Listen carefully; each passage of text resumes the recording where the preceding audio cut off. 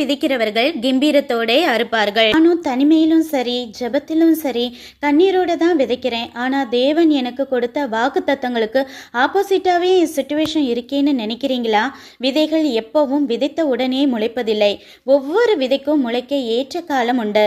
தாவீதை ராஜாவா சாமுவேல் அபிஷேகம் பண்ணினவுடன் நெக்ஸ்ட் ராஜா ஆன பிறகு என்ன பண்ணுவோம் தான் தாவீது கற்பனை கோட்டை பண்ணியிருப்பாரு.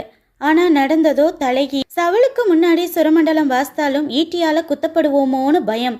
ஓடி ஒளிந்தாலும் சவுல் ஆட்கள் தன்னை கண்டுபிடிச்சிருவாங்களோன்னு நெருக்கம். அப்பேற்பட்ட கோலியாத்தை வீழ்த்தினவருக்கு ஆகேசு ராஜா முன்னாடி வாயில நுரத்தல்ல பைத்தியம் போல நடிக்கிற நிலைமை. தன் எதிரியான பெலிஸ்தரிடம் குடும்பமா தஞ்சம் புகும் அவமானம். இத்தனை சிச்சுவேஷன்லையும் தாவீது எவ்வளோ கண்ணீர் வடிச்சு விதைச்சிருப்பாரு.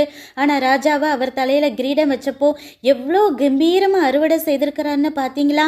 அதே போல தேவன் நம்மையும் கம்பீரமா அறுக்க செய்ய